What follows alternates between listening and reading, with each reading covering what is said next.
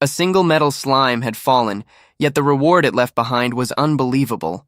Instead of ordinary loot, it dropped nothing but S-rank divine equipment. The reason was simple. A system malfunction had granted a hidden trait. His luck stat had been pushed to the maximum value of 9,999, and that single change was enough to alter the miserable destiny that had followed him throughout his previous life. He was a regressor. In that former life, even after growing into a gray-haired old man, he never rose above the lowest bronze-rank adventurer. He remained trapped on the dungeon's first floor, the place where weak adventurers gathered. By then, the war between humanity and monsters had reached its final phase. Dungeon creatures had broken into human society. Monsters flooded across the world. Cities were torn apart by endless waves of beasts. Humanity suffered a complete defeat. As reports of the disaster spread, countless adventurers abandoned everything and ran in fear. A young adventurer tried to warn him, urging everyone to leave before it was too late and pointing out that hunting slimes no longer mattered. The warning reached him, but he paid no attention. Without a word, he continued toward the slime standing ahead. Others dismissed him as nothing more than a worthless old man. Soon after, another fleeing adventurer shoved past him in panic. His aging body could not resist the impact. He crashed onto the ground. He could not accept it. Many decades had passed since the adventurer profession first appeared. Ever since then, a game-like system interface had existed alongside humanity. Everyone grew stronger by defeating monsters. Levels increased, stats rose, and some people even gained magic or special skills. Yet despite reaching level 98, none of his own stats had ever changed. He had worked harder than anyone. Day after day, he hunted slimes and collected experience. Now only one goal remained. He had to reach the maximum level of 99. Perhaps a miracle would finally happen. Time was running out. A broken sword no longer mattered. Death itself no longer mattered. He would reach level 99 today. If not, he would die carrying endless regret. With nothing left to lose, he prepared to achieve the dream he had chased his entire life, even if only with his bare fists. He had always believed he was simply a late bloomer. That belief had to be true. Fate could not be this cruel. There had to be some mistake. Then the system notification finally appeared. Takahashi Kido had reached level 99. The message filled him with excitement. At last, the moment had arrived. Surely all those years of effort would finally be rewarded. Another notification appeared. The reward was revealed. His strength increased by 1 point. The moment he saw it, everything inside him stopped. Disbelief froze him in place. It made no sense. It had to be some kind of cruel joke. He had spent his entire life struggling toward the maximum level. After all that effort, all he received was a single point of strength. The result was so pitiful that it shattered what little hope remained. He could not understand why. What had he done to deserve such a fate?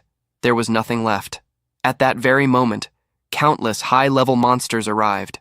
They quickly surrounded him from every direction. Lost in despair, he could do nothing. This was the end. His entire life had been filled with suffering. Ever since childhood, people looked down on him. Nobody wanted to form a party with someone so useless. The family that once cared for him had died because of his weakness. Even his only sister's happiness had been ruined because of him. With nothing left to hold on to, he wished for that miserable life to finally come to an end. A sharp system sound echoed. The player had died. Then another message appeared. A critical error had been detected within player Takahashi Kido's system status. The system began its recovery process. Life restoration initiated. Regression sequence activated. Hidden parameters unlocked. As compensation for the detected system error, 9,999 bonus points were granted. When he opened his eyes again, he discovered that his old body was gone. He had returned to his younger self. A notification appeared, confirming that he had officially become an adventurer. Confusion immediately filled his mind. After taking a moment to sort through his thoughts, he finally grasped what had happened. He had regressed. He had returned to the exact day he first became an adventurer. Something, however, was clearly different. The status screen no longer looked the same as it had in his previous life. A strange scroll icon rested in one corner of the interface. The moment he scrolled down, surprise struck him. A completely new statistic had appeared. Luck. Its value was displayed at the maximum level of 9,999. During his previous life, the luck stat had always remained hidden. After spending 70 years suffering through endless misfortune, he wondered if fate had finally decided to repay the debt. Regardless of the reason, there was only one thing to do. He needed to enter the dungeon and hunt slimes to test the change for himself. Before long, he arrived on the first floor of the Tokyo dungeon, known as Vanishing Footprints. The sight of slimes moving across the grassy field brought an unexpected feeling of familiarity. In his former life, he had hunted those creatures every single day. Looking back now, he almost felt nostalgic. Then a dark blur suddenly moved behind him. As soon as he turned around, his eyes widened. A metal slime. It was an extremely rare monster. During his previous life, he had only encountered one. Unfortunately, it had escaped before he could defeat it. Metal slimes granted enormous amounts of experience, but they were famous for running away the moment they sensed danger. To catch one, he needed to approach carefully from behind.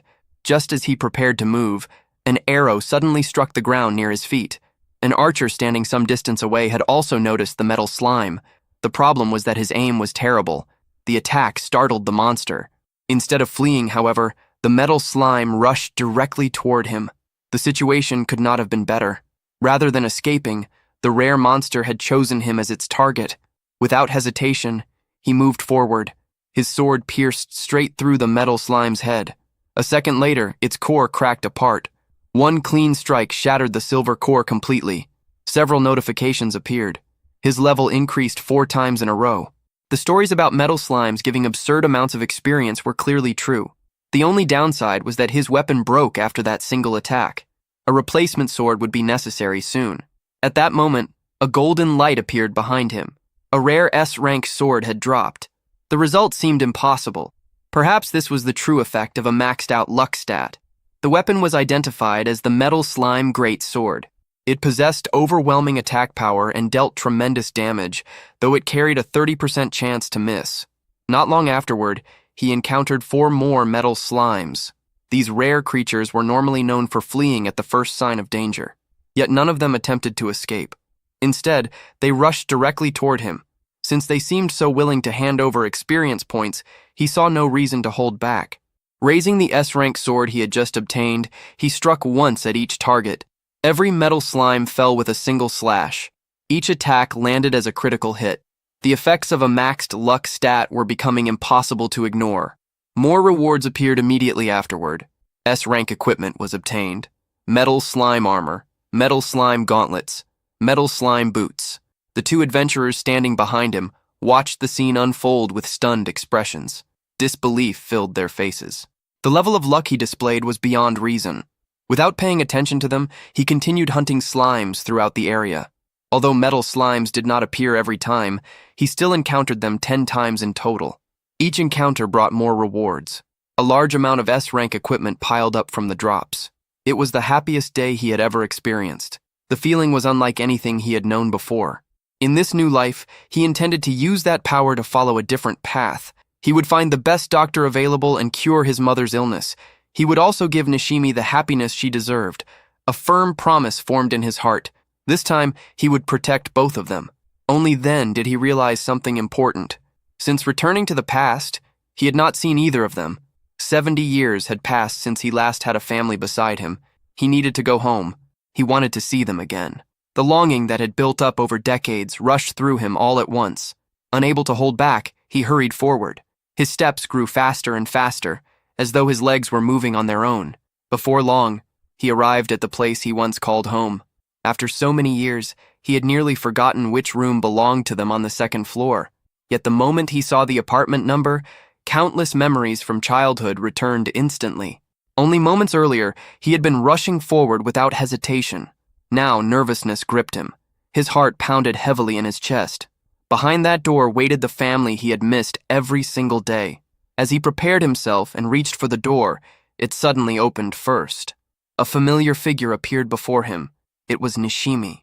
The instant he saw her, all the emotions he had been holding back burst free. He immediately spread his arms and pulled her into an embrace. The warmth of her presence felt real. A powerful determination filled his heart. This time, nobody would take her away from him. Everything precious to him would be protected. After settling his emotions, he told Nishimi about everything that had happened during the day. She listened carefully. Once she heard the full story, excitement spread across her face. The possibility of curing their mother's illness suddenly became real. He assured her that money would no longer be a problem. The equipment obtained from monsters would provide everything they needed. The following day, he sold part of the rare equipment and received a large amount of money. With those funds, he attended an auction. There, he purchased an advanced healing potion. After obtaining it, he and Nishimi headed to the hospital. They went to visit their mother. She was delighted when she saw them arrive. Nishimi handed over a gift. Their mother appreciated the gesture and was happy simply because they had come to see her. She worried about them spending money on her and wished for them to save it for themselves. There was no need for concern. The gift they had brought that day was far more important. He took out the advanced healing potion. After becoming an adventurer and earning a large amount of money inside the dungeon, he had finally gained the means to help her. He asked her to drink it. As soon as the potion entered her body, a gentle healing light spread around her. Its effects appeared immediately. Her condition improved. Even her breathing became smoother and less strained. The doctors later examined her and confirmed the results. Her illness had significantly improved. With rehabilitation and continued recovery, she would eventually be able to leave the hospital. At last, the family could live together once again. The situation felt almost unreal. It was like a dream becoming reality. Even so, despite how much healthier she looked, he knew it still was not enough. The healing potion had improved her condition, but its effects were only temporary. A stronger potion was needed. An elixir would be required as well. After hearing this, Nishimi remembered a report she had recently seen on television. The world's top adventurers had discovered a special item. It was a potion capable of saving those on the brink of death. According to the information, that potion could appear around the 50th floor of the dungeon. The problem was that it could not be traded. Special items belonged only to their owners. They were rewards earned through defeating powerful monsters and could not be purchased with money. Because of that, there was only one option. He would have to obtain it himself. Nishimi worried about whether reaching the 50th floor was even possible. Under normal circumstances, it was impossible. Ordinarily, he would die long before getting anywhere near the 50th floor. The answer caused disappointment to appear on her face. She struggled to see another solution. However, that conclusion only applied to ordinary adventurers. What he possessed now was not simply a second chance at life. He also carried 70 years of experience and knowledge. Because of that, he knew of an exception. The boss monster on the 20th floor, the ancient statue, had a chance to drop the rare elixir. The issue was its extremely low drop rate. In his previous life, only a handful of adventurers had ever obtained it. For most people, the odds were hopeless. For someone with a luck stat of 9,999, the situation was different. Even the lowest probability no longer seemed impossible. There was another advantage as well. Although leveling up did not increase his stats, it still allowed him to learn new skills. A new skill appeared, Great Layering Strike.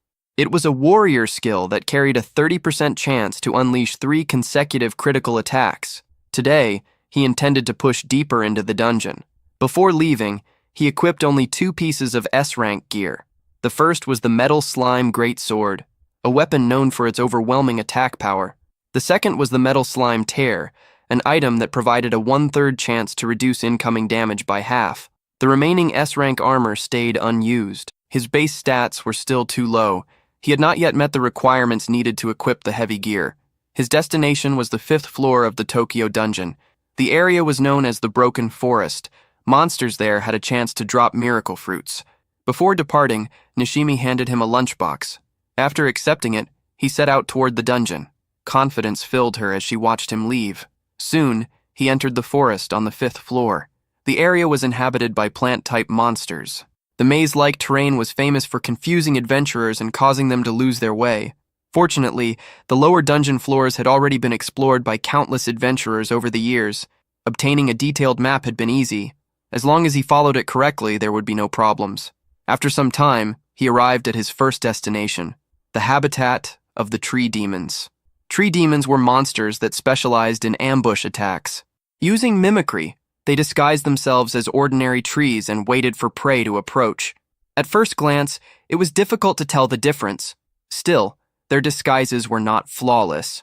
Careful observation revealed the flaws. Their leaves lacked visible veins. Their roots also grew in unnatural directions. A stone suddenly struck one of the nearby trees. The reaction came instantly. The tree moved. Crimson eyes opened and fixed themselves on him with hostility. Without hesitation, he lifted the great sword and brought it crashing down. Tree demons possessed weak attack power. As long as their ambushes were avoided, defeating them was relatively easy.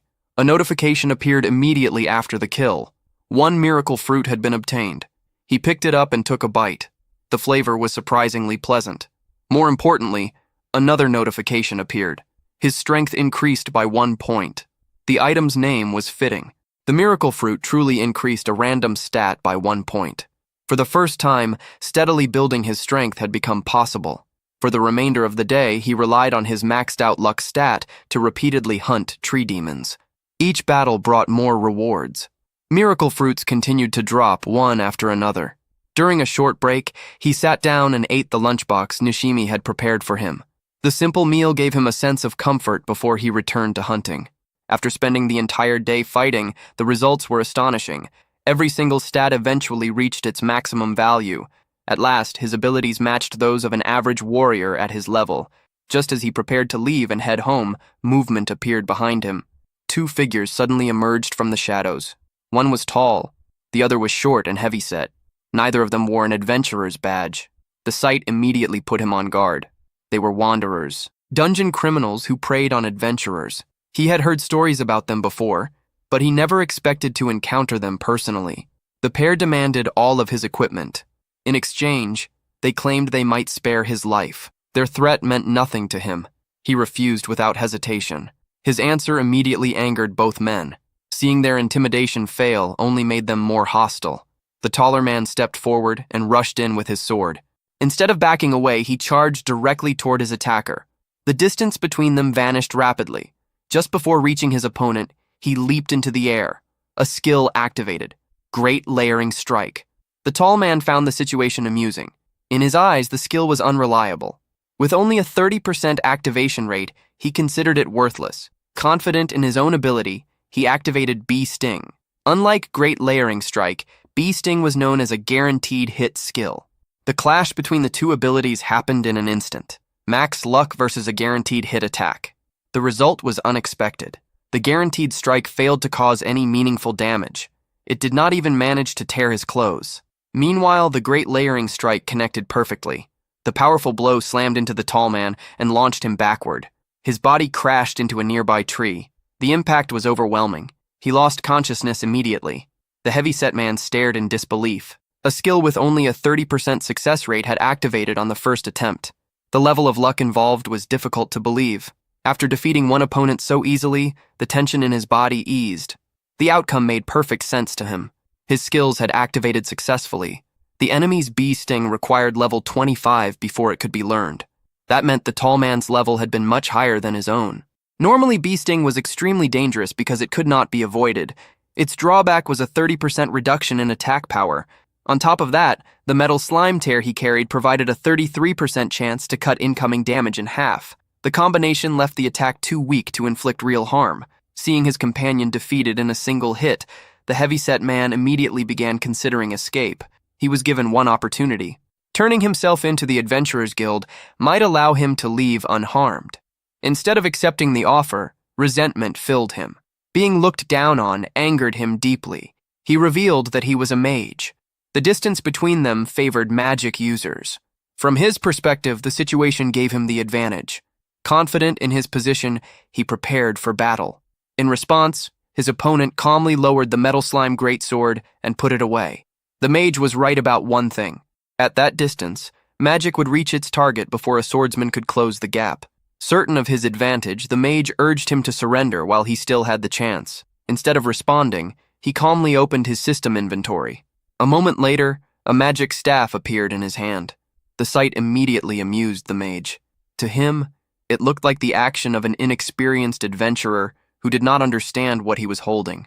The weapon was the chaotic staff. It was an S-rank item that had dropped earlier from a tree demon. Although classified as rare equipment, most adventurers considered it worthless. Its magic activation relied entirely on luck. The results were unpredictable.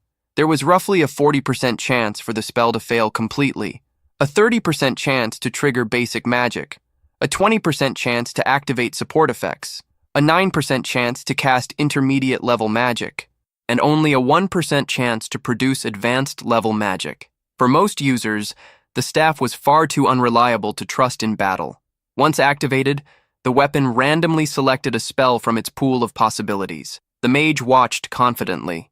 He had already begun casting intermediate-level magic. Even if the chaotic staff somehow triggered the rare 9% intermediate spell, his own equipment boosted his magical power. Everything favored him. Certain victory seemed guaranteed. Moments later, an intermediate fireball formed in front of him. A large sphere of flames shot forward. The attack rushed toward its target. Meanwhile, the chaotic staff completed its selection. Various elemental energies swirled around the weapon. The chosen element was fire. Then something unexpected happened. A massive flaming boulder materialized above his head. The spell far exceeded anything he had expected. With a simple motion, the enormous burning rock surged forward. The incoming fireball collided with it. The difference in power was overwhelming. The smaller spell disappeared instantly, swallowed by the giant mass of flames. The heavyset mage froze in terror. The impossible had happened. The 1% chance for advanced level magic had activated. His confidence vanished. His eyes remained fixed on the burning projectile racing toward him. Unable to move, he stood rooted in place. The result was beyond reason. No one should possess luck like that. It should have been impossible. A scream echoed across the forest. Flames spread through the area, consuming everything in their path. When the smoke finally faded, only a blackened crater remained. At its center lay the defeated mage. The enormous strain of the spell had destroyed the chaotic staff. Cracks spread across the weapon before it broke apart completely. The loss meant nothing to him. Without a second thought, he tossed the ruined staff onto the ground like worthless trash. Luck remained firmly on his side. After defeating both wanderers, he decided to turn them over to the authorities before they could harm other adventurers. Using nearby vines, he tightly bound their bodies. Afterward, he dragged them toward the dungeon entrance. The process was surprisingly easy. Just like in a traditional RPG, unconscious players automatically followed when moved. No effort was required. Upon reaching the surface, he immediately contacted the police. The officers arrived quickly. The two criminals were taken away on the spot. Given the crimes they had committed, they were unlikely to regain their freedom anytime soon. With that matter settled, he headed to the Adventurers Guild. The receptionist had already heard about what happened. His accomplishments had spread quickly. Because of his outstanding performance, he had received a promotion. She presented a silver badge. The sight caught him by surprise. Advancing to silver rank was not something that happened easily. Under normal circumstances, reaching silver rank required more than 3 years of work. An adventurer needed to complete countless guild assignments and accumulate significant contributions before being considered for promotion. The receptionist reassured him that the decision had not been made lightly. It came directly from higher authorities within the guild. The two wanderers he had captured turned out to be members of the Akamaru gang. The Akamaru gang was a well-known criminal organization with a notorious reputation. Because of their arrest, he had earned an enormous amount of contribution points. The receptionist also expressed her admiration. Only recently, he had been a bronze rank adventurer. Despite that, he had managed to defeat 2 criminals who possessed strength comparable to silver rank adventurers. To him, the achievement did not seem particularly impressive. The 2 opponents had appeared weak. Their defeat felt more like a result of favorable circumstances. Even so, he accepted the silver badge. The receptionist considered his reaction unusually modest. As a silver rank adventurer, new opportunities were now available to him. Dungeon access restrictions depended on rank. Bronze rank adventurers could only explore up to the 10th floor. Silver rank adventurers were allowed to reach the 30th floor. Gold rank adventurers faced no floor restrictions at all. The promotion gave him exactly what he needed.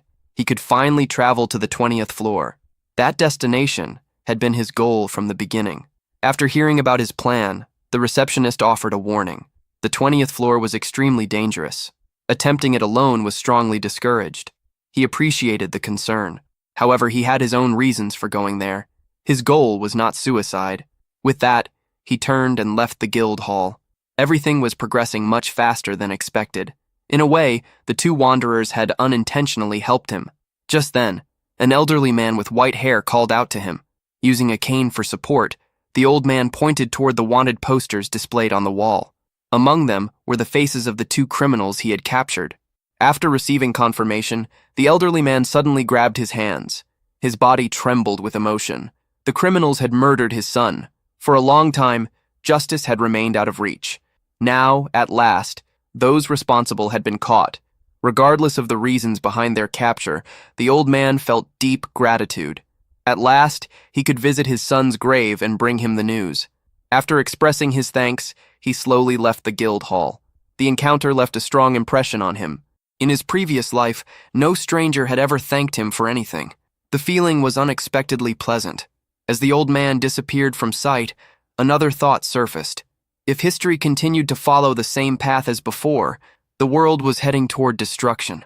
Part of him wanted to stop that future. The problem was obvious. How could a single person save the entire world alone? The thought quickly faded. There was no point worrying about such a distant problem right now. The most important task remained unchanged.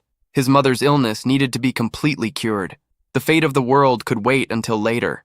Elsewhere, inside a dark room, faint candlelight flickered against cold weapons resting atop a stone table. A man sat there consumed by anger. The situation had spiraled out of control. Both Yamada and Hashimoto had been arrested. The tribute money meant for their superiors had disappeared along with them. Frustration boiled inside him. His plans had been ruined. The blame settled entirely on one person, Takahashi Kito. Hatred filled his thoughts. He had no intention of forgiving the man responsible. The chance for revenge would come eventually, and when it did, he planned to leave no opportunity for resistance. After all, anyone capable of defeating two opponents at once could not be underestimated. That only made eliminating him even more important. There were many ways to deal with an enemy. Unfortunately for Takahashi Kito, he had become someone's target. To continue growing stronger, he traveled to the 15th floor of the dungeon, an area known as the Solitary Death Peaks. The region was filled with winding paths and jagged rock formations. Its rough terrain made coordinated teamwork difficult. Before coming there, he had carefully reviewed the available guides. According to the information, the complicated landscape provided excellent hiding places. Because of that, the area had become a favorite refuge for criminals. Ironically, that was exactly why he had chosen it. The floor suited solo adventurers perfectly. If he wanted to challenge the 20th floor, he needed more power. Although gaining levels did not increase his base stats, it still allowed him to learn stronger skills. His original plan had been simple. He intended to level quickly by hunting metal slimes. Unfortunately, he had likely hunted too many of them already. Since then, not a single metal slime had appeared. Even a maxed-out luck stat seemed to have limits. With that option gone, he had no choice but to hunt stronger monsters for experience. As he moved through the area, monster after monster fell beneath his blade. The rewards were substantial. Not only did he gain large amounts of experience, but several S-rank items also dropped along the way. Meanwhile, hidden among the rocky terrain, another pair of eyes watched him. A bald man stood in a secluded corner. The sight of the metal slime greatsword immediately confirmed the target's identity. There was no mistake. The adventurer before him was Takahashi Kito. To the bald man, it was unbelievable that his target had willingly entered his territory. Ignoring him only made his anger grow. Even so, rushing forward recklessly was not his style. Patience would bring a better opportunity. He decided to wait until Kito lowered his guard. Then he would launch a surprise attack. For hours, the bald man followed from a distance. Daylight slowly faded into darkness. Still, no opening appeared. The target remained alert. Frustration began to build. A direct attack no longer seemed practical. Then an idea surfaced. There was no need to eliminate Kito personally. This territory was his home ground. He understood every part of it. Instead of fighting directly, he could use the environment itself. Just like animals in nature, dungeon monsters existed within their own ecosystem. That ecosystem could be manipulated. The plan was simple. First, reduce the number of predators. Then, provide an abundant food source. If the insect monsters were given enough food, their population would explode in a short period of time. Without predators controlling their numbers, reproduction would accelerate rapidly. Over several days, the bald man quietly put the plan into motion. Everything proceeded exactly as intended. Now it was time to collect the results. Not only Kito, but many unfortunate adventurers would be caught in the disaster he had created. Eventually, the bald man arrived at the edge of a cliff carrying a bag filled with insect repellent. Far below, countless insect monsters swarmed throughout the canyon.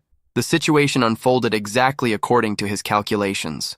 Only one final step remained. The moment the insects detected the smell of the repellent, they became agitated. Chaos spread through the canyon. An instant later, enormous swarms burst into the sky. The bald man watched with satisfaction. His monster army had finally been unleashed. At that same moment, Kido continued hunting monsters elsewhere on the floor. Then a strange sound reached his ears. A distant buzzing. At first it was faint. Gradually it grew louder and louder. Sensing something unusual, he lifted his head toward the sky. The sight immediately stunned him. A massive black cloud had appeared overhead. Within moments, it spread across the sky and blocked out everything above. Looking more carefully, he realized it was not a cloud at all. The sky was filled with a gigantic swarm of insect monsters. Their numbers were far beyond what a single adventurer could handle. Realizing this immediately, he stored his weapon and began running in the opposite direction. Defeating a swarm of that size alone was impossible. The only option was to find other adventurers and work together. As he ran, he searched his memories for information about the 15th floor. He recalled hearing about it during his previous life. Once the Triangle Mountain Outpost had been established, conquering the solitary death peaks became much easier. The outpost was supposedly located within the Crimson Earth Cavern. However, before entering the dungeon, he had carefully checked the map. There had been no indication of any Triangle Mountain outpost. The destination was still worth investigating. Without wasting time, he headed toward the location. Before long, he arrived at the Red Earth Mountain region. The scenery immediately felt strange. There was no cavern. There were no adventurers. Nothing matched his expectations. Confusion filled his mind. Perhaps he had taken the wrong route. Unfortunately, there was no time to stop and think.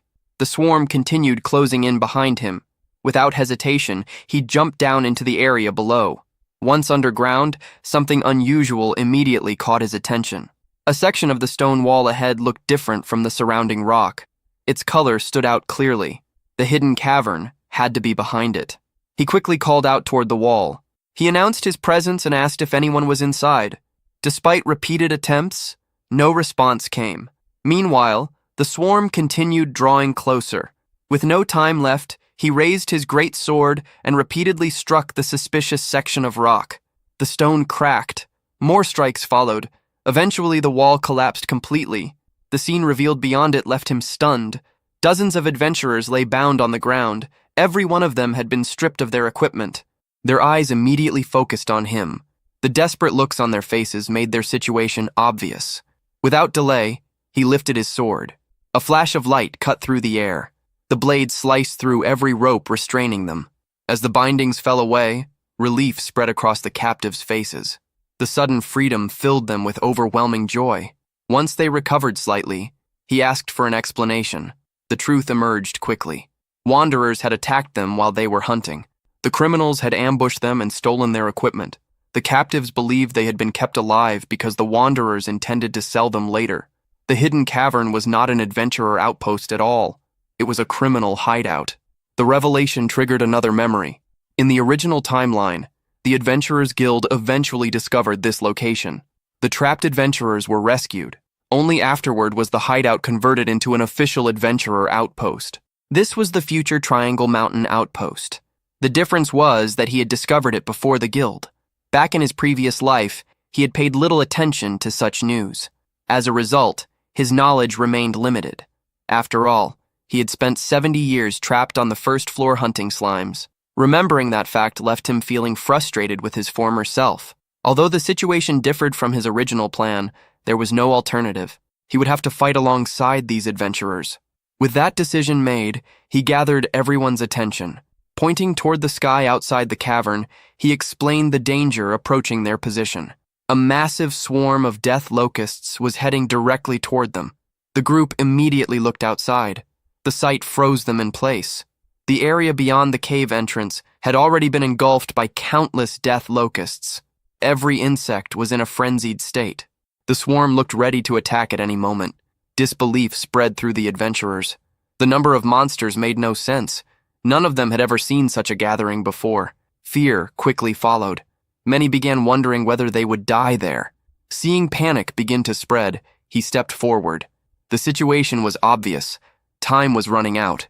Survival depended on cooperation. If they wanted any chance of making it through the disaster, They would have to stand together and fight as one. He believed that if everyone combined their strength, the crisis could be overcome. Not everyone shared that confidence. Several adventurers stepped forward from the group. From their perspective, defeating such an enormous swarm with their current numbers seemed impossible.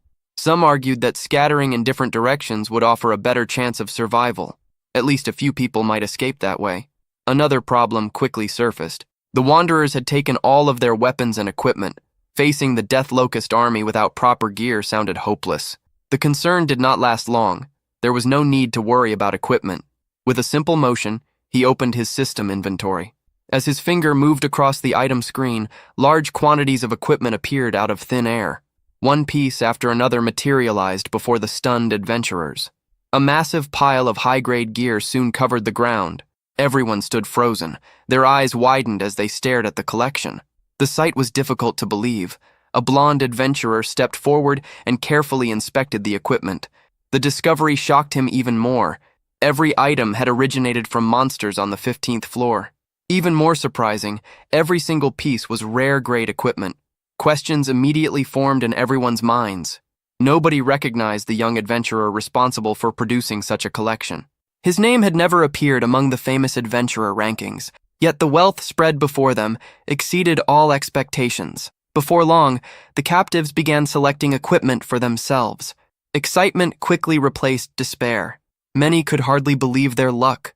The quality of the gear surpassed anything they had expected to receive.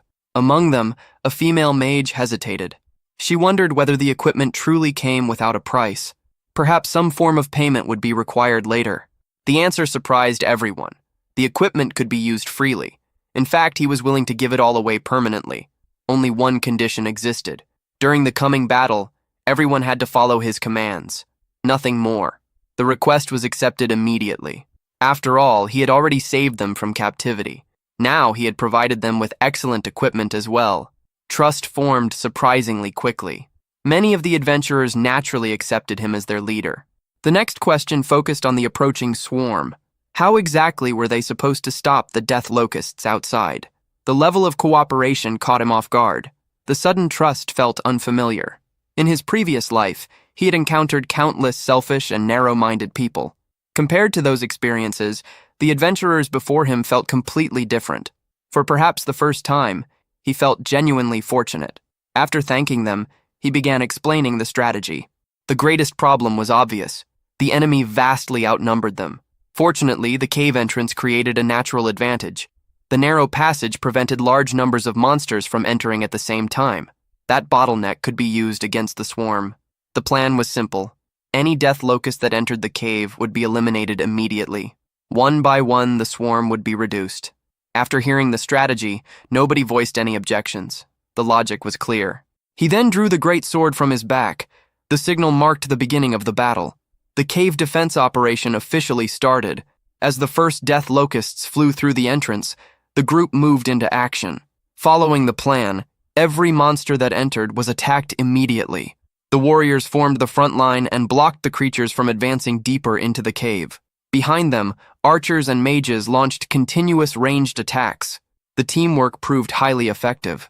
Thanks to their coordination, the advancing insects were steadily cut down. Little by little, the number of death locusts decreased. However, none of them knew what was happening outside. Far beyond the cave entrance, enormous swarms continued gathering around the mountain. More and more death locusts arrived from every direction. If someone had been watching from above, they would have seen an alarming sight. The insects had completely surrounded the mountain. The entire peak was buried beneath a living black mass. From time to time, pieces of rock and debris broke loose and fell from above. The reason debris continued falling from above soon became clear. The death locusts were digging their way through the mountain. Inside the cave, the situation remained difficult.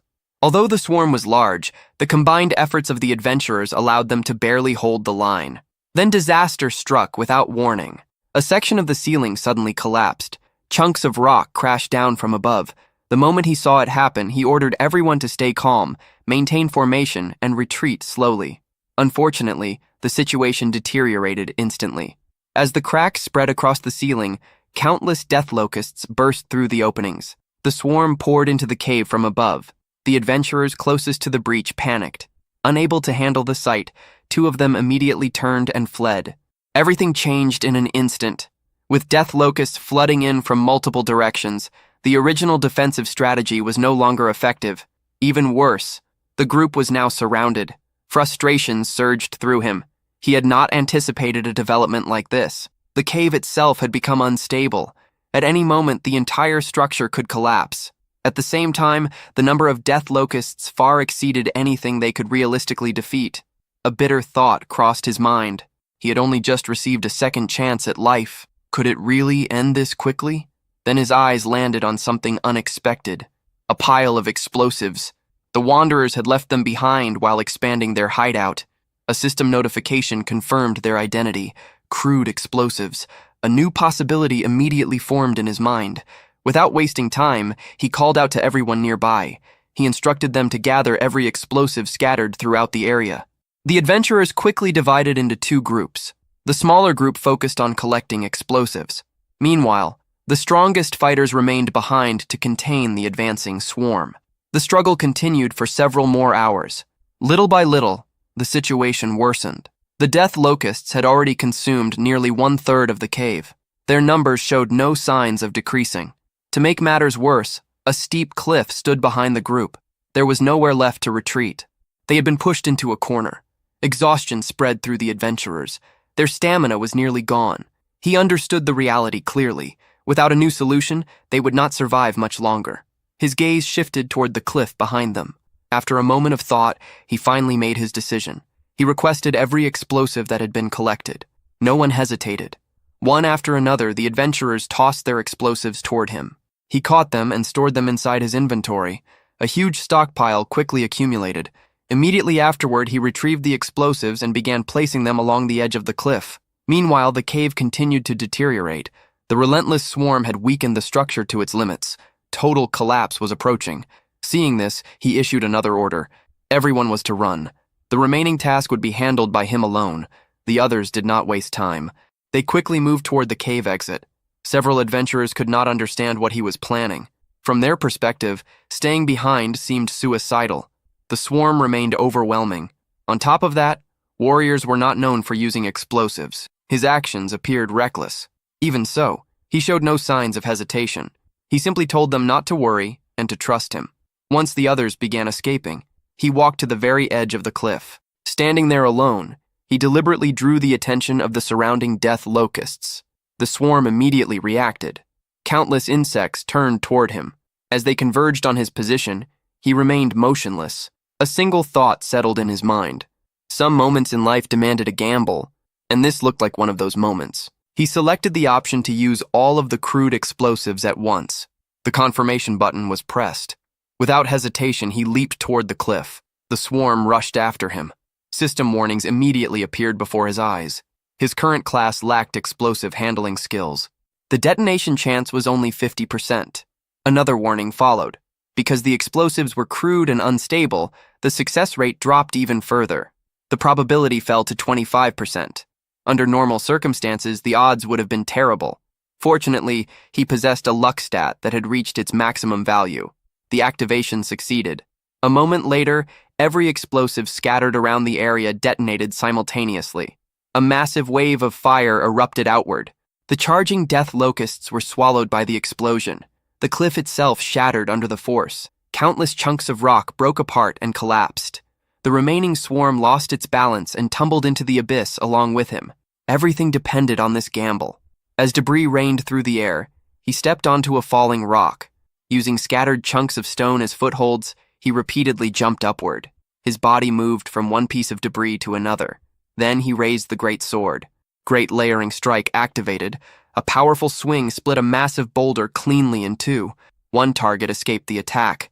The inconvenience annoyed him. Without delay, he prepared another skill. Golden light gathered at the tip of the great sword. Bee Sting activated. The skill carried guaranteed accuracy. Not only did it deal critical damage, but it also pierced directly through its target. The final monster fell. Using the impact from the attack, he launched himself toward the edge of the cliff. A smile appeared on his face. The plan had worked. Then reality struck. The distance to the top remained slightly farther than expected. There was only one option left. He drove the great sword into the cliff wall with all his strength. Unexpectedly, the rock gave way. The section he relied on broke loose. Victory had been within reach. Now it seemed ready to slip away. At that critical moment, a rope suddenly descended from above. It wrapped securely around his arm. With the last of his strength, he grabbed hold. Above him, the adventurers worked together. Everyone pulled with everything they had. Slowly, they dragged him upward. As he watched them, a strange feeling surfaced inside him. Perhaps having companions was not such a bad thing after all. Most of the death locusts had been crushed beneath the falling debris. The few survivors were either hunted down by the adventurers or fled deeper into the mountains. Standing above the cliff, he looked down at the countless monster corpses scattered below. The setting sun bathed the battlefield in a warm glow. A satisfied smile crossed his face. This time, the gamble had paid off. The entire locust army had been wiped out. Not a single casualty had occurred.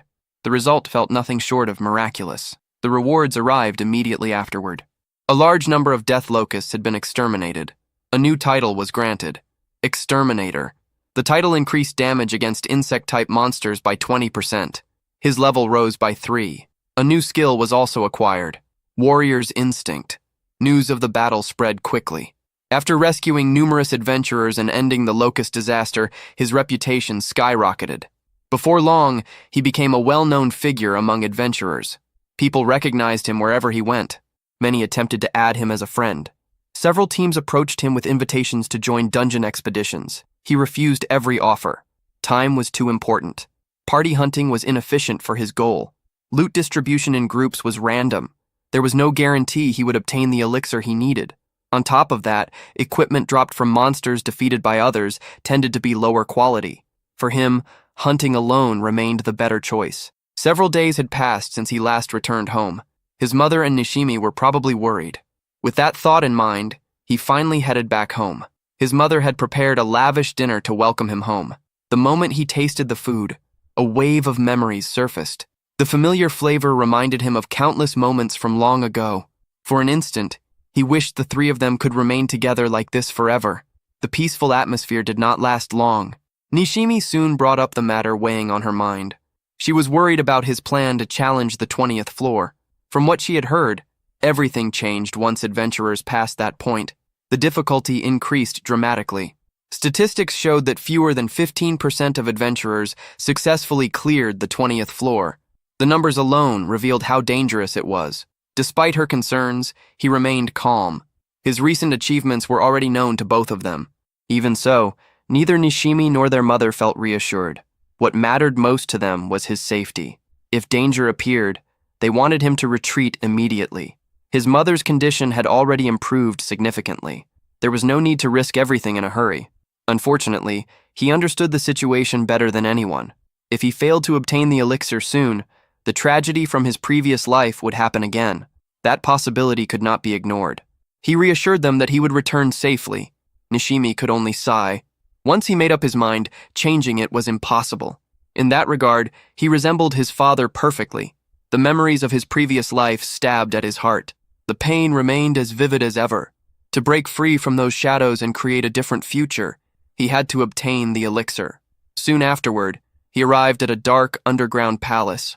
This was the 20th floor of the Tokyo dungeon, the area known as the Trans-Physical Barrier. Determined to save time, he immediately moved forward at full speed. Before long, 2 human-shaped puppets appeared ahead of him. They represented the unique nature of the 20th floor. Unlike the monsters found below, the creatures here were inorganic. They possessed no emotions, no instincts, no souls. They existed solely to destroy intruders. He had no intention of slowing down. 2 swift attacks flashed through the air. Both puppets were destroyed instantly. A shadow suddenly descended from above.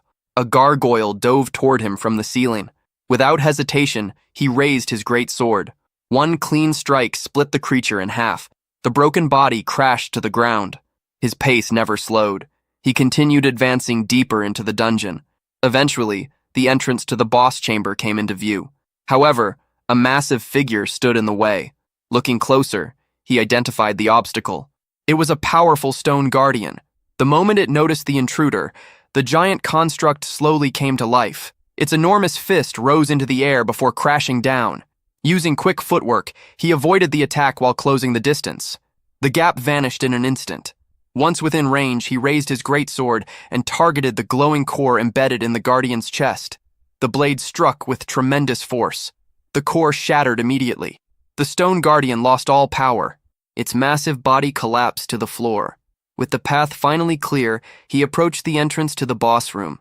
The battle ahead would become a major turning point in his life. Everything from this moment onward would shape the future he intended to create. Elsewhere, another man was experiencing a very different reality. His carefully prepared plan had completely failed. Fear and rage mixed together inside him. The situation was spiraling out of control. At this rate, death seemed inevitable. In his mind, there was only one person responsible: Takahashi Kido. Hatred consumed his thoughts.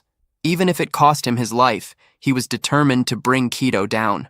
At the same time, Kido pushed open the massive boss room door and stepped inside. The chamber was enormous, yet it was completely empty. No living creatures could be seen anywhere. Only a gigantic magic circle covered the center of the floor. Then the door behind him closed automatically. The instant it sealed shut, the magic circle began to glow. Light spread across its surface. Moments later, a colossal stone figure emerged from within. The boss of the 20th floor had appeared. The enchanted golem. Its body was covered in heavy armor-like stone. Its destructive power was overwhelming. Fortunately, its greatest strength was also its weakness. The giant creature lacked speed. As long as he avoided its attacks, victory remained possible. Barely possible, but possible nonetheless. With that plan in mind, he rushed straight toward the boss with his sword in hand. The enchanted golem responded immediately. Its massive fist came crashing down toward him. The attack carried tremendous force, but its speed was lacking. He sidestepped easily and avoided the blow. The opening appeared instantly. Without hesitation, he swung his great sword at the golem's leg. The strike landed cleanly. Cracks spread across the stone surface. That had been his strategy from the beginning. The golem's defense was too powerful to break through directly. Instead, he intended to weaken it piece by piece. By repeatedly targeting specific areas, he would gradually destroy the construct until its core became vulnerable. Eventually, victory would be inevitable. Then the unexpected occurred. While his attention remained fixed on the boss, a familiar figure quietly slipped into the chamber. The newcomer moved silently. At the same time, the magic circle in the center of the room began glowing once more. Light spread across the floor. Moments later, another enchanted golem emerged. A second boss had been summoned. The sight left him stunned. Confusion flashed across his face. Under normal circumstances, two bosses could never appear inside the same room. Such an anomaly only happened when an outsider entered during an ongoing boss battle. He immediately turned toward the entrance. Nothing appeared out of place. The door remained completely sealed. The situation made even less sense. A dual boss phenomenon should only occur if another team or adventurer intruded. Even beginners knew to avoid such a mistake. No experienced adventurer would do something so reckless on the 20th floor. As he struggled to understand what was happening, danger suddenly approached. A dagger shot through the air toward him. His instincts reacted immediately. Without thinking, he spun around and raised his great sword. Steel collided with steel. A sharp clang echoed through the chamber. The dagger was knocked aside. His eyes narrowed. The attack had not been accidental. The appearance of the second boss had not been an accident either. Somebody was hiding nearby. Elsewhere in the room, concealed behind a stone pillar, the bald man clenched his teeth. His ambush had failed. The target's reactions were faster than expected. Even so, his confidence remained unchanged. From his perspective, the situation still favored him heavily. Before coming there, he had researched everything carefully. Guild records clearly stated that the recommended party size for defeating the 20th floor boss was 4 people. Yet Takahashi Kido had entered alone. That decision created the perfect opportunity. Unlike Kido, the bald man had no intention of confronting the bosses directly. His level greatly exceeded that of his target. As a rogue, he possessed abilities designed for stealth and assassination. As long as he concealed his presence, neither the bosses nor Kido would notice him. A moment later, he moved into action. Using Cat's Walk, he rushed toward the second golem. While Kido remained occupied fighting the first one, the bald man struck the newly summoned boss from behind. The attack connected successfully. Immediately afterward, he activated another skill, Shadow Walk. His body vanished from sight and reappeared within the shadows at the corner of the room. The second golem reacted instantly, its attention locked onto the source of the attack. However, the attacker had already disappeared. Unable to find its target, the enraged construct searched for something else to destroy. Its fury shifted toward the only visible person nearby, Keto. Moments later, the second golem appeared behind him. Meanwhile, hidden within the darkness, the bald man watched confidently. To ensure his safety, he had even brought his prized invisibility cloak. The item greatly reduced the chance of being detected. With the cloak and his stealth skills working together, he believed discovery was impossible. Even if Keto somehow sensed that someone else was present, locating him should have been completely out of the question. With two bosses already occupying Keto's attention, the bald man felt victory was guaranteed. From his perspective, the battle had become 3 against 1. Confident in his advantage, he pulled out a vial of poison and carefully coated his dagger. Once the blade was covered, he hurled it toward his target. The attack sliced through the air. A flash of steel passed across Keto's cheek. Immediately, a system notification appeared. The poison check had failed. The result left the bald man stunned. His specially prepared poison had produced no effect whatsoever. A troubling thought crossed his mind. Perhaps Keto possessed equipment with poison resistance. Even so, he refused to stop there. The poison had only been the beginning. Next, he scattered a handful of caltrops across the battlefield. Small spiked traps spread over the floor. Then he deployed another device. The moment those spiked balls came into contact with an object, they would release countless sharp spikes in every direction. More traps followed. The bald man stretched wires throughout the room. Electric current crackled along their surfaces. Finally, he produced his last preparation, a canister filled with poison gas. With a quick motion, he tossed it toward the center of the chamber. The gas immediately began spreading through the room. In his mind, the outcome was obvious. The growing number of traps would restrict Keto's movement.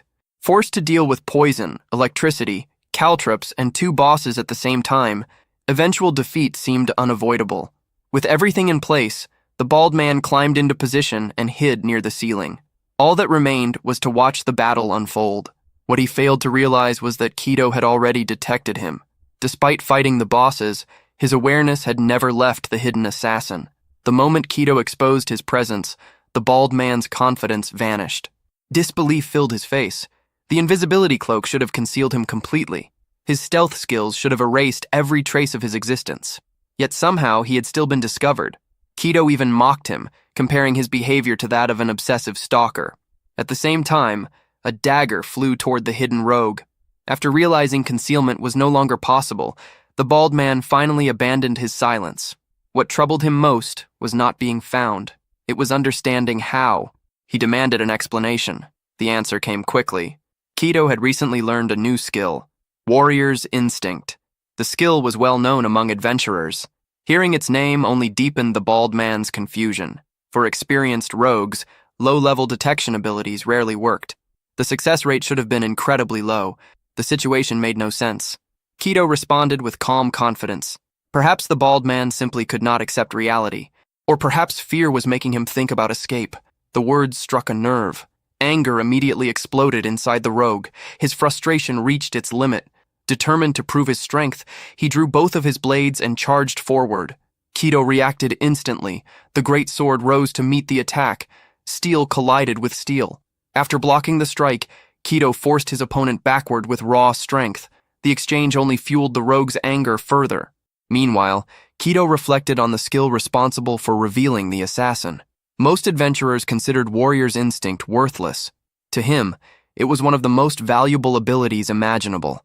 The skill allowed its user to detect danger in the surrounding area. The reason people dismissed it was simple.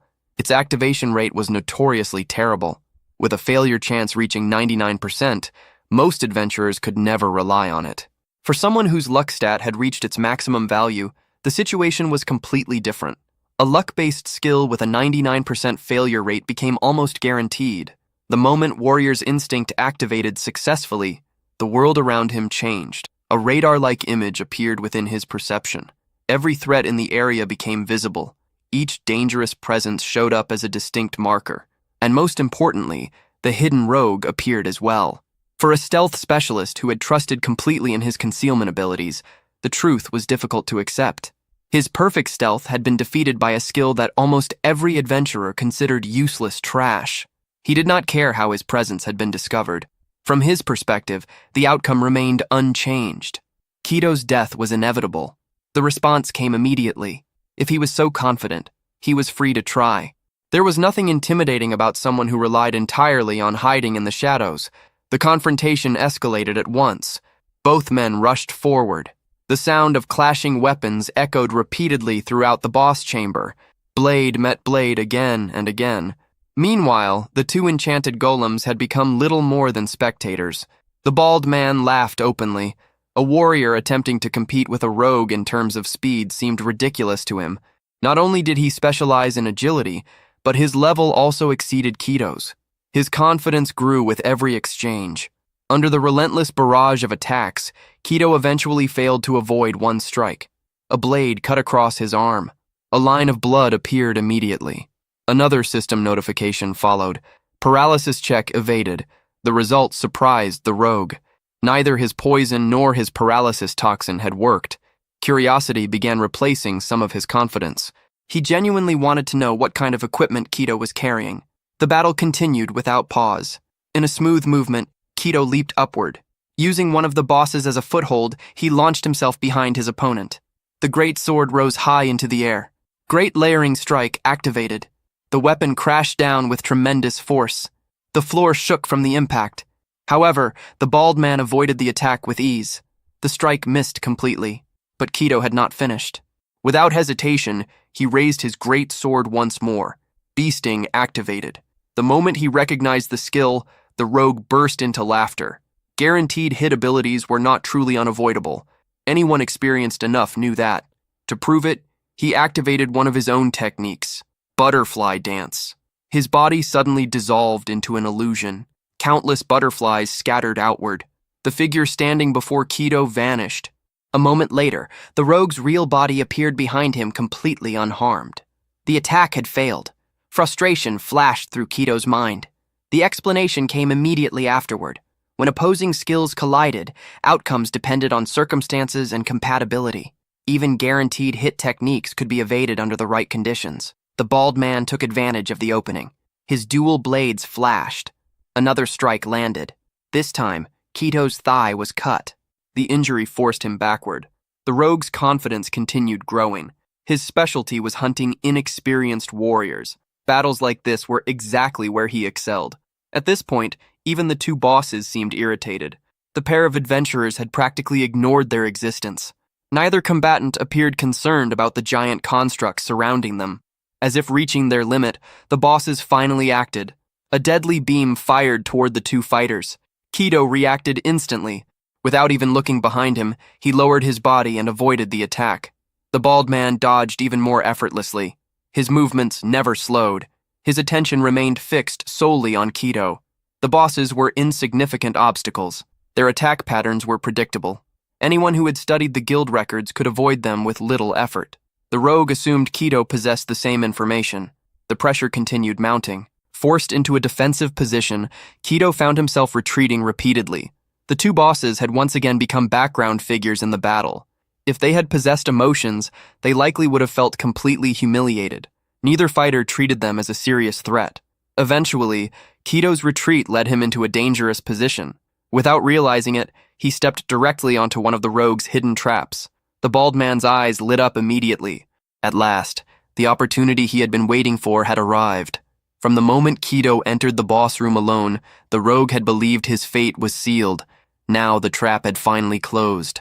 Without hesitation, he activated his strongest technique, Scorpion's Death Strike.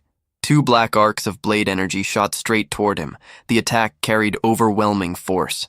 Even his great sword could not fully withstand it. The impact sent him flying backward. A moment later, his body slammed heavily into the wall behind him. The collision shook the chamber. His great sword slipped from his grasp and clattered onto the floor. For an instant, despair filled his mind. The bald man immediately recognized the opportunity. Without hesitation, he rushed forward to finish the battle. Victory seemed within reach. As the rogue closed the distance and prepared the final strike, something unexpected happened. A smile appeared on Kito's face. It was not the expression of someone cornered. It was the expression of someone whose plan had succeeded. The bald man realized it too late. The next moment, a gravity sphere activated around him. The powerful force trapped him in place. No matter how hard he struggled, escape proved impossible. Shock spread across his face. He could not understand when such a trap had been set. The answer was simple. The moment the second boss appeared, Kito had sensed that something was wrong. Most adventurers relied on guides based on normal dungeon conditions. What happened inside the room had already exceeded those conditions. He had not expected someone foolish enough to interfere in an active boss battle. However, once the dual boss anomaly occurred, the room itself changed. The difference was subtle. Most people never noticed it. The appearance of an additional boss was not the only consequence. The entire room's difficulty increased. New dangers appeared along with the extra boss. Among them was the gravity trap, now holding the rogue captive. As a stealth specialist, the bald man had overlooked something obvious. The realization only fueled his anger. Fury twisted across his face. Before he could react further, the two enchanted golems approached. Their massive bodies advanced slowly toward him. For the first time, there was nowhere left to run. A giant stone fist descended from above. The blow struck directly. The force launched the rogue into the wall. His body bounced off the stone surface before collapsing to the ground. Consciousness began slipping away, yet the bosses were not finished. The second golem stepped forward. Still enraged from being ignored throughout the battle, it grabbed the rogue and lifted him overhead. Then it slammed him violently into the ground. Blood covered his body. The impact finally knocked him unconscious. Watching the scene unfold, Kito remained calm. Warrior's instinct had revealed the gravity trap earlier. Without that skill, the outcome could have been very different. The plan now seemed simple. After defeating the two bosses, he would drag the rogue outside and claim the guild bounty. Unfortunately, the situation changed again. Just as he prepared to confront the bosses, the rogue unexpectedly rose to his feet. His body trembled from his injuries. Blood stained his clothes, yet madness burned in his eyes. The thought of being arrested was completely unacceptable to him. If capture was the alternative, he preferred death. An eerie laugh echoed through the chamber. Then he opened his system inventory. Large quantities of explosives appeared. Unlike the crude explosives found in the Wanderer's hideout, these were genuine combat-grade explosives. One after another, he strapped them across his body. The sight immediately alarmed Kito. The rogue had clearly lost his sanity. At this point, survival no longer mattered to him. His only objective was dragging Kito down with him, even if it cost his own life. Without hesitation, he selected the command to detonate all 100 explosives simultaneously. The confirmation button was pressed instantly. The decision was final. A massive explosion erupted throughout the chamber. Flames swallowed everything in sight. The entire room shook violently. Kito reacted immediately. He raised his great sword in front of him in an attempt to shield himself. Even so, the force of the blast exceeded expectations. The floor beneath his feet began cracking apart. Large fractures spread across the stone surface as the dungeon itself started to break under the explosion's power. The next moment, the ground beneath him gave way. The floor shattered completely. Before he could react, his body was pulled downward into the darkness below. The fall continued for several seconds. Then everything suddenly became still. When he finally regained his bearings, he found himself inside a strange underground space. The area was unlike anything he had seen before. After looking around, he quickly realized the truth. This was a hidden chamber, a secret location that had never been discovered. His gaze moved upward. Far above, a massive hole marked the place where he had fallen through. Unfortunately, he was not alone. The two enchanted golems soon dropped through the opening as well. Their enormous bodies landed heavily inside the chamber. The situation immediately worsened. He now stood trapped between both bosses. As he searched for a way out, something caught his attention. A faint golden glow shone from one corner of the room. The light stood out clearly in the darkness. Looking closer, he discovered its source, a golden treasure chest. Understanding dawned on him instantly. The reason the bosses had pursued him so aggressively finally became clear. The hidden chamber contained the object they were truly guarding. Unfortunately, another problem quickly became obvious. The chamber was extremely narrow. The two giant bosses occupied most of the available space. Their massive bodies blocked nearly every route. In such a cramped environment, dodging attacks became nearly impossible. Facing even one boss under these conditions would be difficult. Facing two at once was far worse. If both attacked together, there was no realistic way to win through direct combat. Only one option remained. Everything would depend on the treasure chest. Without hesitation, he rushed toward it. As expected, the bosses reacted immediately. One of them launched an attack. Using several quick jumps, he barely managed to avoid the strike. Then his earlier injuries suddenly made themselves known. The wounds inflicted by the bald man sent sharp pain throughout his body. The agony disrupted his movements. Even so, he forced himself forward. Leaping over one of the bosses, he continued toward the glowing chest below. Then another attack came. The boss turned toward him and unleashed a death ray. The beam struck him directly in the back. A burst of pain exploded through his body. Before he could recover, the second attack arrived. A massive fist crashed into him. The combination proved devastating. His body was launched across the chamber. The great sword flew from his hands. He slammed hard against the wall. Blood spilled from his mouth. Despite the damage, relief briefly crossed his mind. At least the attacks had not killed him. That relief lasted only a moment. One of the bosses lifted its enormous foot. The giant stone leg descended toward him. Seeing the attack, he desperately tried to roll away. His body refused to cooperate. The injuries were simply too severe. Escape was impossible. The crushing force struck his legs. Pain exploded through his lower body. His feet were mangled. The sensation quickly disappeared, replaced by complete numbness. Even then, he refused to stop. The instinct to survive pushed him forward. Giving up was not an option. No matter how unbearable the pain became, there was still only one path ahead. Using his arms, he dragged himself across the ground. Every movement felt like torture. The treasure chest was close, just a little farther. Then another shadow fell over him. The boss raised its foot once more. A second crushing stomp descended. The next instant, a scream tore from his throat. The pain was unimaginable. Yet compared to the 70 years of despair from his previous life, he considered it insignificant. He had been granted a second chance. There was no way he would allow himself to fail again.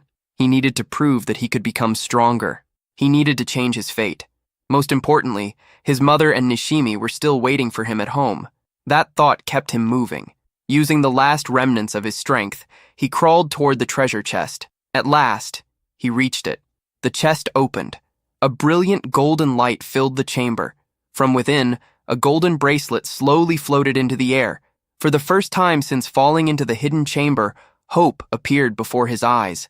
Just as the two bosses prepared to attack again, he reached out and grabbed the golden bracelet. Without hesitation, he slipped it onto his arm.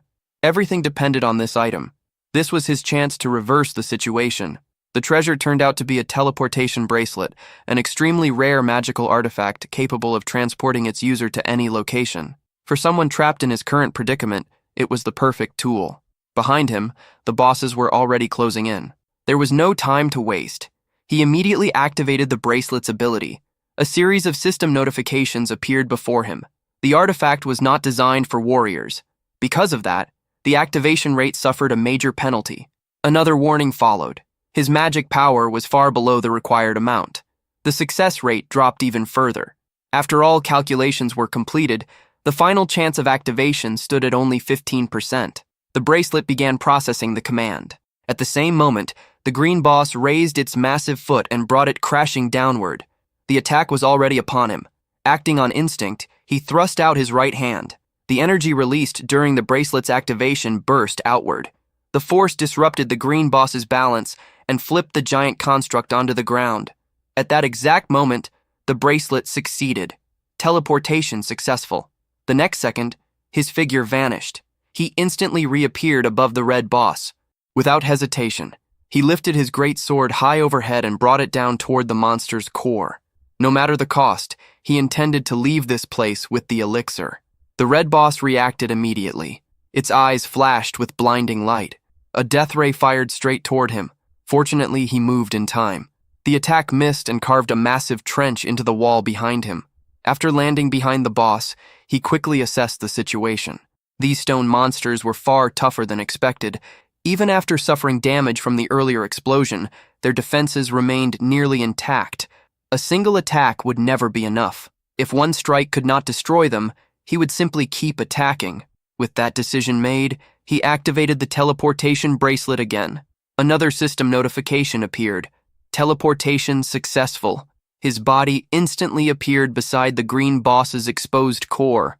The construct was still struggling to recover from its fall. The opening was too valuable to waste. He raised his great sword and drove it toward the core. At the last second, the green boss violently shook its body. The sudden movement threw off his balance. He nearly fell from its frame. At the same time, the red boss charged in from behind. Its enormous hand reached out, attempting to seize him.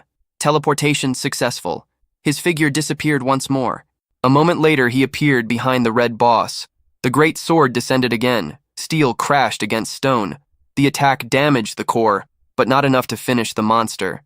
Enraged, the boss retaliated immediately. A massive fist swung toward him. Teleportation successful. Once again, he vanished before the attack could land. This time, he appeared directly above the green boss's core. The sword plunged into existing cracks. Every strike widened the damage. Giving up never crossed his mind. No matter how many attempts were needed, he would continue attacking. Gradually, fractures spread across the green core. The damage continued to build. However, the green boss had no intention of waiting quietly for destruction. It launched another attack in his direction. Teleportation successful. His body vanished once more. This time he appeared beside the red boss. The great sword struck repeatedly against its core. More cracks spread across the surface. The red core began showing signs of failure as well. The battle turned into a constant exchange of movement and attacks. Using the teleportation bracelet, he repeatedly switched between the two bosses. Every teleport placed him beside a vulnerable point. Every appearance was followed by several powerful strikes. Bit by bit, both cores moved closer to breaking. Through continuous use, he had already adapted completely to the legendary artifact. Although his warrior class was poorly suited for activating magical equipment, the limitation hardly mattered. With a luck stat permanently maxed out, the bracelet functioned as though it had a perfect success rate. What should have been an unreliable artifact now operated with flawless efficiency in his hands. The rewritten passage is below. The two bosses had now forced him into a position between them. The moment had finally arrived. The teleportation bracelet activated once more. In the next instant, his body vanished. Both bosses swung their enormous fists simultaneously. Their attacks collided directly with each other's cores. Cracks spread rapidly through the damaged cores. Both were already close to breaking. Seeing the opening, he acted immediately. Teleportation successful. His figure appeared behind the red boss. Bee Sting activated. The great sword shot forward and pierced directly into the weakened core. A loud crack echoed through the chamber. The red core shattered completely. The giant construct froze in place. Then its body began to collapse. One boss had finally fallen, but the battle was not over. Without hesitation, he activated the bracelet again. Teleportation successful. His body appeared above the green boss. The great sword rose high overhead. Great layering strike activated. Everything depended on this final attack. The blade descended with tremendous force. The damaged core could no longer withstand the impact. It shattered completely. The second boss collapsed. Both giant figures began breaking apart. Their stone bodies slowly turned into dust before scattering across the chamber. At the same time, exhaustion finally caught up with him. His body had already reached its limit. The accumulated injuries and constant fighting drained every remaining bit of strength. He fell helplessly from the air.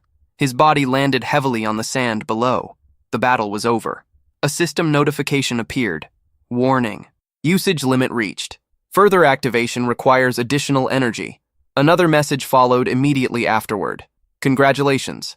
Adventurer Takahashi Yukido has successfully defeated 2 bosses. More notifications appeared. Congratulations. Adventurer Takahashi Yukido has obtained 2 legendary elixirs. At last, the item he had sought for so long rested before him.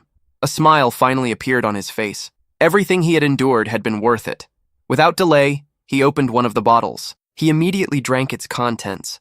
As the liquid entered his body, it felt as though a single drop had fallen into a perfectly calm lake. The sensation spread everywhere. Then a brilliant green light erupted around him. The glow completely enveloped his body. His crushed feet began healing at a visible rate. The wounds covering his body disappeared one after another. The recovery was astonishing. Within moments, his injuries were gone. Relief washed over him. He had survived. His body felt completely renewed.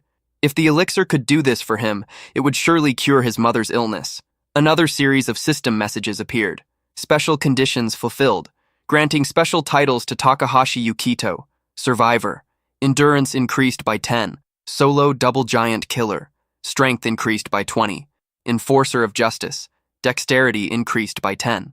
Looking up at the enormous hole in the ceiling, he could not help feeling amazed. He had fallen from such a height and somehow survived. There was no reason to remain here any longer. He needed to return. The next moment his figure blurred. His restored body moved rapidly across the stone walls. Climbing back to the boss room proved effortless. Once he reached the top, he looked around. He expected to find the bald man's corpse. Instead, only a blood-stained invisibility cloak remained. The man himself was nowhere to be found. Perhaps the cloak could still be used to claim the bounty. There was no reason to leave it behind. He picked it up. With that, he headed for the exit. Just like that, the 20th floor had been conquered. After returning to the surface, he immediately reported the bald man's situation to the Adventurers Guild. However, the moment he produced the blood-covered cloak, the receptionist's expression changed dramatically. Fear flashed across her face. She quickly excused herself and rushed away. The matter was beyond her authority. It needed to be reported directly to higher officials. The incident quickly created a huge commotion. The news spread rapidly throughout the guild. Before long, even reporters began searching for him, hoping to conduct interviews. Unfortunately for them, he had no interest in any of that. There were more important things to do. He politely declined every request. There would be time for explanations later. Without lingering, he turned around and left the guild building. He knew his mother's condition would not worsen immediately. Still, every second mattered. The sooner he returned, the sooner he could finally save her. People immediately recognized him. The adventurer standing before them was none other than Takahashi Yukito, the man currently dominating the news. His achievement had become a sensation. By clearing the 20th floor in record time, he had attracted attention from every major media outlet. The entire adventurer community was talking about him. None of that mattered to him. His mind was focused elsewhere. Anxiety pushed him forward as he hurried toward home. His pace quickened with every step. The moment he reached the front door, he pushed it open without hesitation. Inside, two familiar figures were already waiting. His mother and Nishimi stood near the entrance. Their faces immediately brightened at his return. Seeing the people most important to him, he raised the elixir and smiled. He had succeeded. The goal that had driven him this entire time was finally complete. Soon afterward, they brought his mother back to the hospital for a thorough examination. The results arrived not long later. The doctors confirmed what they had hoped to hear. Her illness was completely gone. The elixir's effects had exceeded all expectations. The diagnosis left the family overwhelmed with happiness. The burden that had weighed on them for so long finally disappeared. There was no longer any need to fear her condition suddenly worsening. The future they had nearly lost was now within reach. For the first time, the possibility of living together peacefully felt real. His mother's attention naturally turned toward Yukito. She understood how much he had sacrificed to make this happen. The warmth in her expression struck him deeply. At that moment, memories from his previous life resurfaced. The endless regret, the helplessness, the years of despair. Those painful memories collided with the happiness of the present. The emotional impact was overwhelming. Hot tears began streaming down his face. The gratitude he had never managed to express during his previous life finally reached the surface. All the regrets left unsaid, all the guilt he had carried alone, everything poured out along with the tears. For the first time, he felt free from the chains of the past. The despair that had haunted him no longer controlled him. The atmosphere in the hospital room softened. His emotional reaction drew gentle amusement from those around him. Yet before the moment could continue, something changed. Without warning, darkness spread across the entire room. The surroundings became silent. Everything froze. Time itself seemed to stop. A strange presence suddenly appeared beyond the hospital window. A figure stood outside. Then the window slowly opened. A foot stepped into the room. The newcomer casually entered as though he owned the place. His gaze swept across the family. The scene before him seemed almost pleasing. A happy family gathered together. Unfortunately, he viewed that happiness very differently. As he muttered to himself, he walked deeper into the room. His destination was clear. He moved directly toward Nishimi. The reason for his visit was equally clear. There would be no need for explanations, no need for a farewell, no need for a will. A simple death would be enough. Cardiac arrest would serve as the official cause. With that decision made, he raised his fist. The strike aimed directly at Nishimi. The attack came without warning. At that critical instant, something impossible happened. Yukito moved. Despite the strange darkness freezing everything else, he broke through the barrier's restraint. His great sword appeared in his hand. The blade rose immediately. The incoming punch collided with steel instead of reaching its target. The attacker froze in shock. The reaction before him made no sense. The barrier should have prevented movement, yet Yukito stood there unharmed. More importantly, Nishimi remained protected behind him. His expression darkened instantly. The situation had become far more complicated than expected. Questions immediately followed. The identity of the intruder, his reason for targeting Nishimi. Then another realization surfaced. The face before him looked familiar. The answer appeared almost instantly. The man standing there was the hero, the strongest adventurer alive, the highest-ranked human in existence, the individual praised across the world as humanity's savior. The stranger calmly introduced himself. His name was Oyama Uchusegi. His class was hero. The title carried immense weight. Yet that only made the situation more confusing. A hero should have been protecting people, not attacking them. The mystery deepened further. After answering one question, the hero presented one of his own. His attention remained fixed on Yukito. The real issue was not the blocked attack. The real issue was movement inside the barrier. The void barrier existed outside normal rules. Only those who had experienced soul death were capable of moving within it. By all logic, Yukito should have remained frozen like everyone else. Yet he stood there holding his sword. The impossible had already happened, and the hero wanted to know why. The hero quickly reached a conclusion. From his perspective, there was only one possible explanation. Yukito was a regressor as well.